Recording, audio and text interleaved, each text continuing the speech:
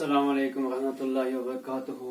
अजीज तलबा व तालिबात, उम्मीद है आप सब खैरियत से होंगे।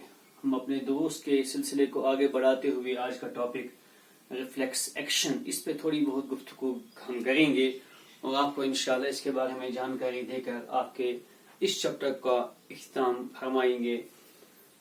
आपने पढ़ा कल रिफ्लेक्स एक्शन, वहां पे आपने सीखा कि हमारी बॉडी चंद स्पॉन्टेनियस ऑटोमेटिक काम करती है।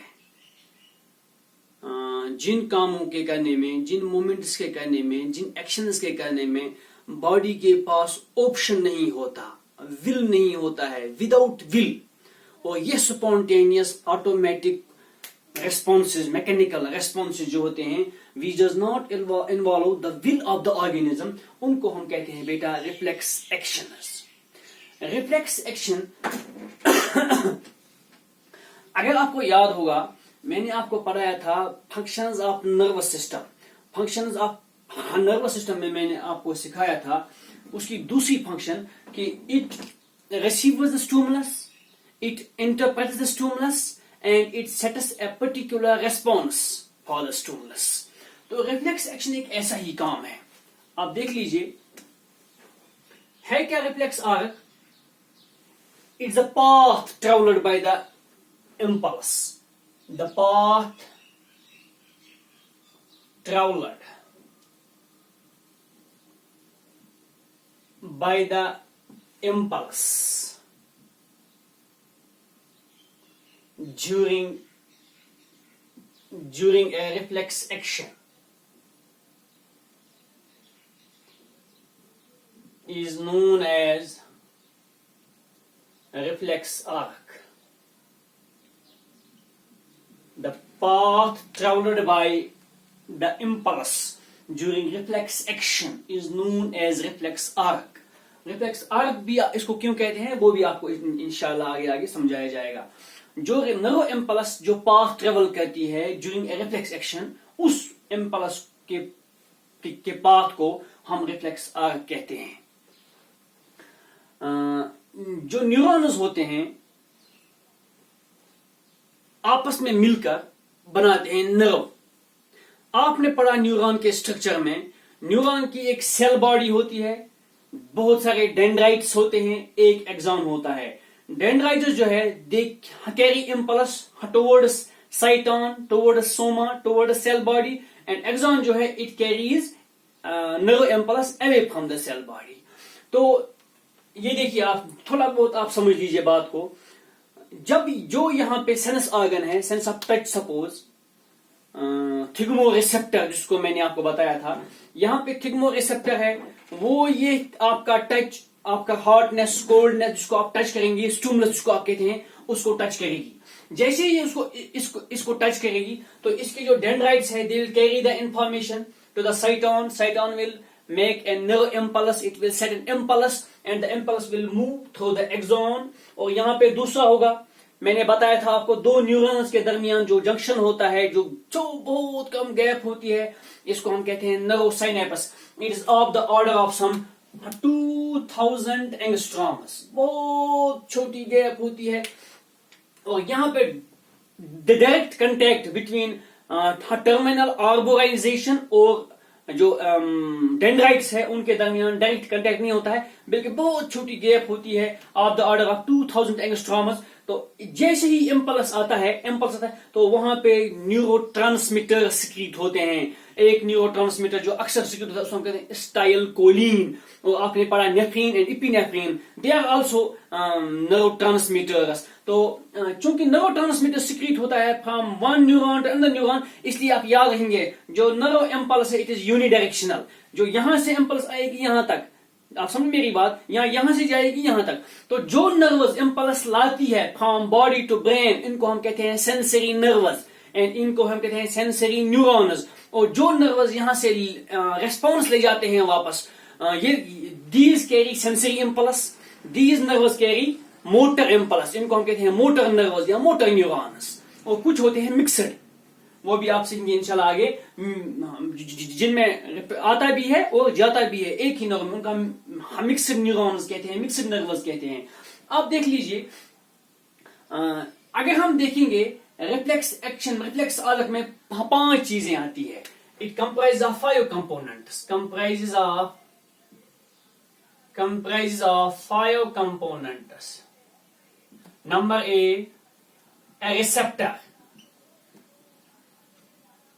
जो रिसीव करता है stimulus and sets up a particular impulse. A receptor, it receives the impulse and sets up a, it receives the stimulus,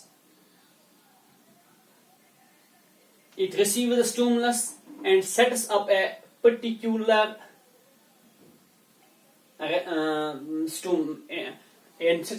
impulse. एक इम्पल्स ये बॉडी में सेटअप करता है, न्यूरॉन में सेटअप करता है. उसके बाद इस इम्पल्स को नर्व, बी पार्ट, इसको हम कहते हैं efferent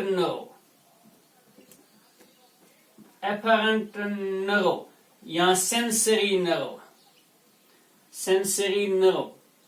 It carries the impulse, sensory impulse, from receptor to central nervous system. It carries impulse, sensory impulse from receptor to central nervous system. Number C component, a part of central nervous system. It is either brain, मैंने कल बताया आपको, और spinal cord. अगर ये sensory impulse brain के पास जाती है फॉर एनालिसिस, फॉर इंटरप्रिटेशन, इसको हम कहते हैं क्रेनियल इम्पल्स. और अगर ये स्पाइनल कॉर्ड के पास जाती है, इसको हम कहते हैं स्पाइनल रिफ्लेक्स. इसको हम कहते हैं cranial reflex and spinal reflex, depending upon the part of CNS where it is analyzed and interpreted. Central nervous system का जिस हिस्से में इस इम्पल्स की एनालिसिस होती है, इंटरप्रिटेशन होती है, that part of central nervous system, उसको हम कहते हैं मॉड्यूलेटर. MODULATOR. गोया हम ये कह सकते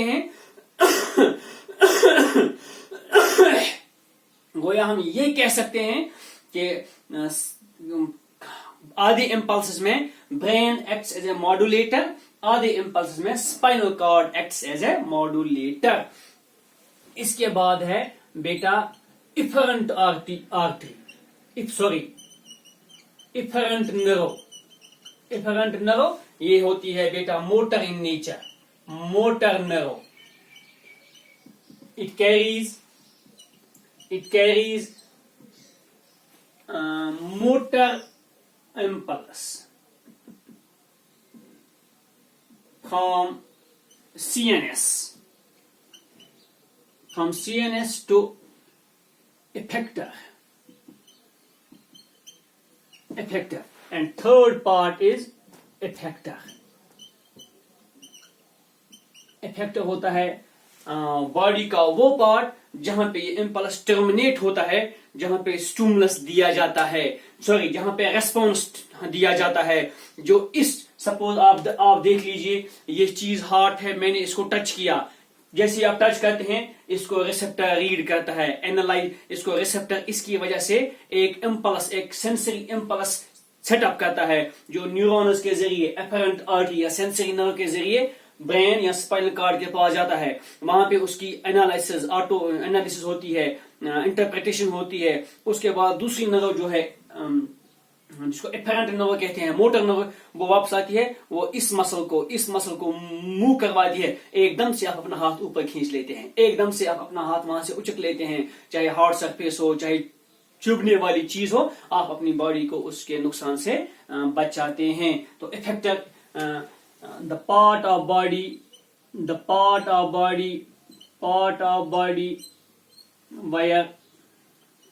where the motor impulse terminates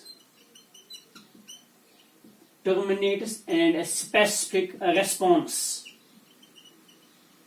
is set against the impulse से against the stimulus. आप इम्पल्स भी लिख सकते हैं, लेकिन आपके लिए ये वर्ड ठीक है, बेहतर. अगेन जो स्टिमुलस आपने रिसीव किया उसके अगेंस्ट में जो पर्टिकुलर रेस्पॉन्स आपको देना है वो यहाँ पे टर्मिनेट होता है. बॉडी में ये यूजुअली इज ए मसल और यूजुअली एक मसल होती है और एक ग्लैंड होता है. जैसे मैंने कल आपको बताया, जैसे आप मुंह में डालते हैं खाना तो सलाइवेशन होती है. जब वो स्टमक में पहुंचता है तो गैस्ट्रिक जूस रिलीज होता है, एसिडस रिलीज होते हैं. जब इंटेस्टाइन में पहुंचता है तो सक्स एंटेरिकस इंटेस्टाइन जूस रिलीज होता है. तो इस तरह से ये जो है ये काम बॉडी में ऑटोमेटिकली ये काम सारे होते रहते हैं. ये पॉइंट्स लिखने के बाद आप इसमें एक खूबसूरत सी डायग्राम भी बना सकते हैं. अगर आपको डायग्राम उसका शौक है, मैं चाहता हूं आपके अंदर ये शौक बढ़े डायग्राम बनाने का. इससे आपके क्वेश्चन में जान पड़ती है. तो अगर आप देखेंगे जो रिफ्लेक्स एक्शन है, it is stimulus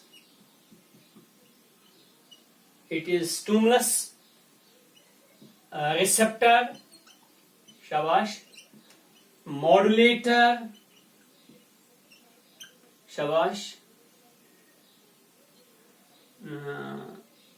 I am sorry,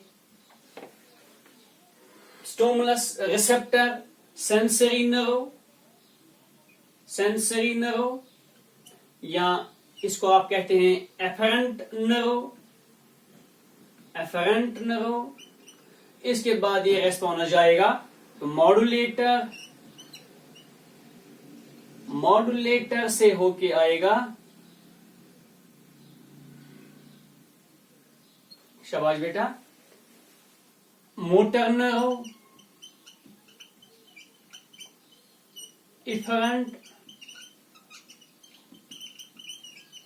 nerve, वहां से जाएगा इफेक्टर से जाएगा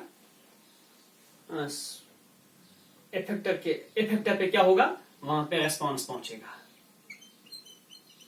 वहां पे रेस्पॉन्स होगा. तो ये देखिए आप बेटा, ये है path. This is the path ट्रेवलड.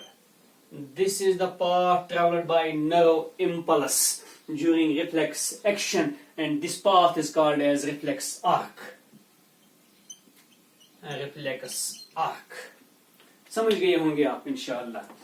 Stimulus से रिसेप्टर से सेंसरी नर्व या एफरेंट नर्व, वहां से मॉड्यूलेटर से मोटर नर्व या इफरेंट नर्व, वहां से इफेक्टर और इफेक्टर से रेस्पॉन्स, इफेक्टर पे रेस्पॉन्स टर्मिनेट होता है और मैकेनिकल जो है मैकेनिकल रेस्पॉन्स दिया जाता है against the stimulus that was already received in the reflex action. अब देखिए आप डायग्राम कितनी आप आसानी से बना सकते हैं. आप पहले बनाएंगे, सपोज हम कोई स्पाइनल रिफ्लेक्स, स्पाइनल कॉर्ड की आपको डायग्राम बनानी है. बहुत आसान है, देख लीजिए आप किस तरह बनाएंगे. आप ये अगर आपको एग्जाम में ये डायग्राम बनानी पड़े, इज वेरी वेरी इजी.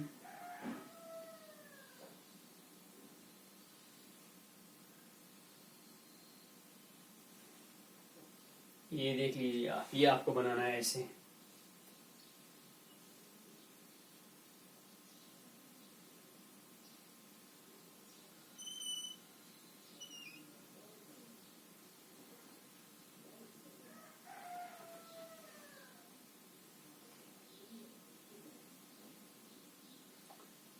आप देख लीजिए मेरे स्ट्रोक्स अगर आप याद रखेंगे तो इंशाल्लाह आपको बनाने में बहुत सहूलत होगी.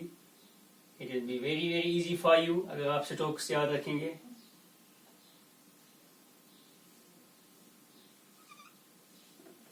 ये आपको डायग्राम याद रखनी है इतनी सी. यहाँ पे आपको बनाना है एक रिसेप्टर, एक मसल. हैंड बना सकते हैं आप, अपना कोई भी चीज बना सकते हैं. ऐसे ही आप ये बनाइए, इसको आप लिखेंगे रिसेप्टर. ये देखिए बेटा, अगर रेड मार्कर, रेड पेन आपके पास हो तो उसके साथ आप ये बनाएंगे।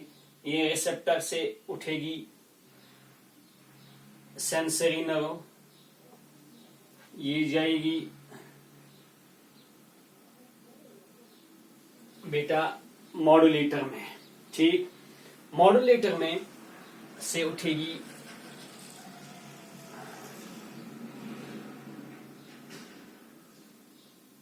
Motor nerve, that will carry motor impulse to a particular organ, that is effector जिसको आप कहते हैं, जहां पे आपका रेस्पॉन्स जो है खत्म हो जाएगा, वो दिया जाएगा, नर्व इम्पल्स टर्मिनेट होगा। इसको लिखेंगे आप इफेक्टर।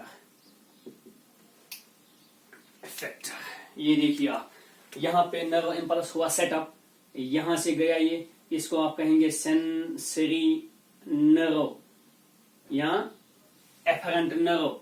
यहां से जाएगा, यहां पे टर्मिनेट होगा, तो इसको आप कहेंगे मोटर नर्व, मोटर नर्व या इफेक्टर नर्व, इफेक्टर नर्व।